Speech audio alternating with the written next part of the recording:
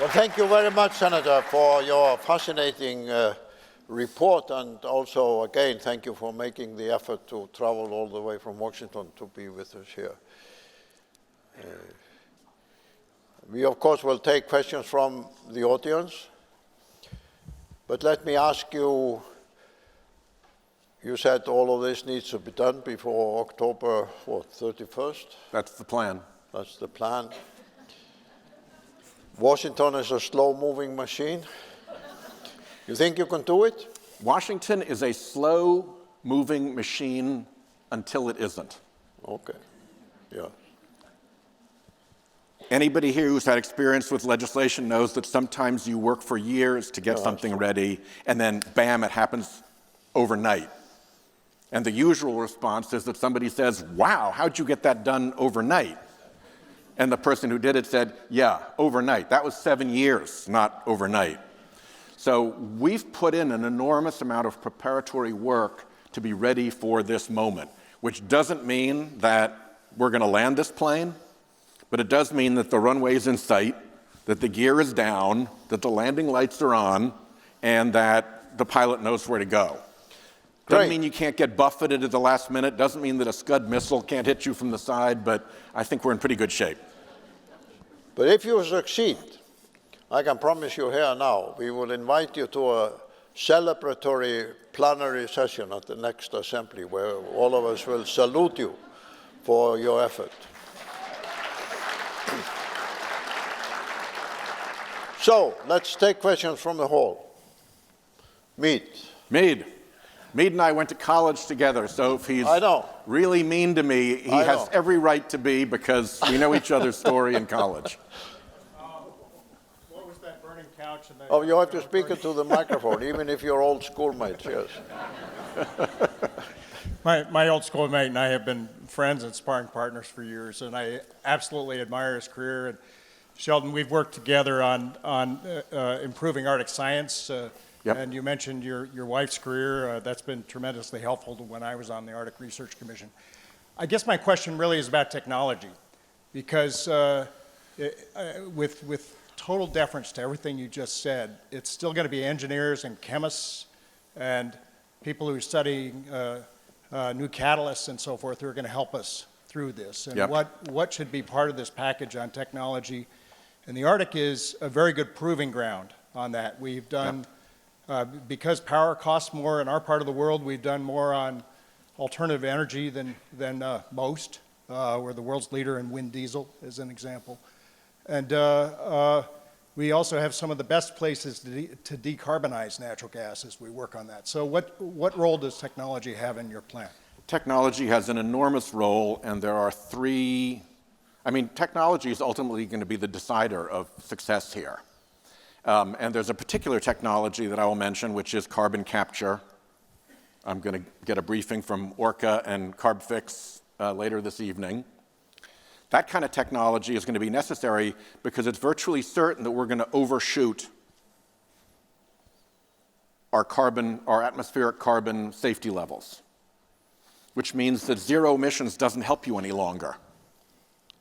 You've got to actually reduce emissions. You've got to be able to capture out of the direct air capture is probably the best. So there's a lot of technology that's going to need to be brought to bear, and a lot of jobs, I would also add. So one way you do that is just with direct R&D spending, and there's a lot of direct R&D spending that we're planning. The second is with tax incentives to do things, and the 45Q so-called problem has been really powerful at bringing investment to bear on some of these solutions like carbon capture. But the biggest thing is actually this carbon price, because the carbon price sends a signal to the entire world that if you can figure out the better mousetrap, let's just say the carbon fee, to pick a number, is $50 per ton. If you can figure out a way at $49 per ton to help a company that is producing carbon, you just made yourself a very rich person, because they'd rather pay the 49 than the 50 and buy your technology. And if you can do it for 40 or 20, better still. And that way the whole economy lights up towards this kind of innovation.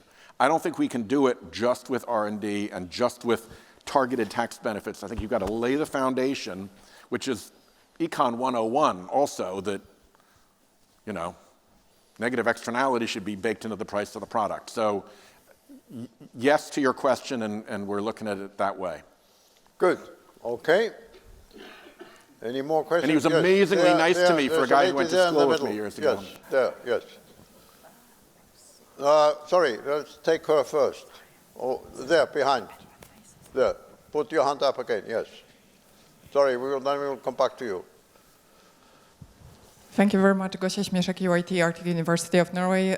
Senator Whitehouse, first of all, thank you very much for your work on climate. I have a question actually regarding oceans. Yeah. And if you could say perhaps a few words more about the role of oceans in addressing climate change in the US policy, but also what we can expect in COP when it comes to bringing oceans into climate agenda. Thank you. On COP, it's a little disappointing on oceans.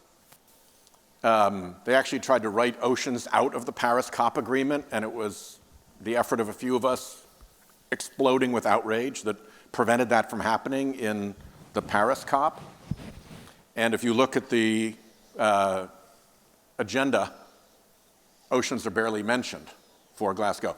Luckily, there's a whole different set of meetings, including the ones that John Kerry set up, the Our Oceans meetings, and others that have been very, very productive and that are still going on. So, you know, I think we can get the attention we deserve on oceans, even if it's not the COP. Let me just say one thing about Lisa Murkowski, because when I got to the Senate, I wanted to set up an Oceans Caucus, a group of senators who would work together on oceans issues, and Lisa agreed to be my co-lead, which is necessary because it's really much more effective if it's bipartisan. And we are now up to 40 members. It's such a popular caucus that square states that have no coast have senators who've joined, because we're getting fisheries treaties cleared, we're getting the Port States Measures Bill passed. We let that treaty go into world effect because we got that passed. We've got not one but two ocean plastics bills passed. And with Lisa, we've got two bills that I hope to get passed in this Congress. One is a very big bill, Blue Globe, that deals with ocean data and monitoring and supporting learning more about what's going on in real time when we need it.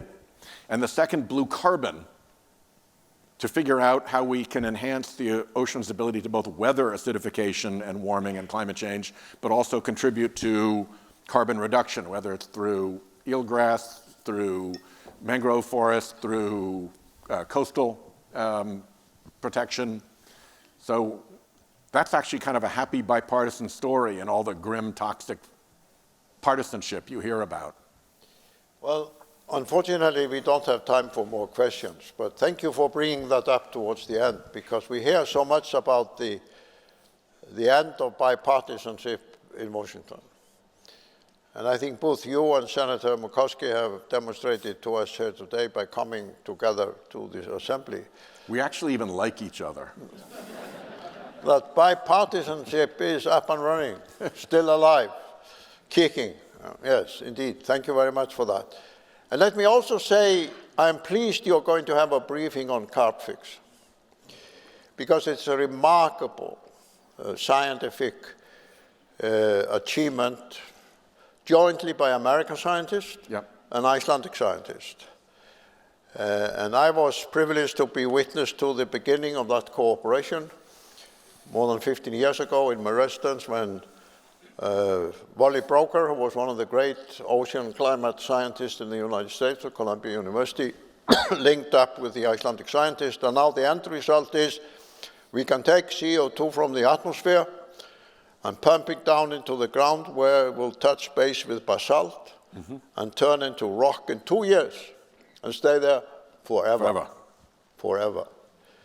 And I've sometimes said recently, what we need to do is, the oil age started by building pumping stations all over to put petroleum into cars.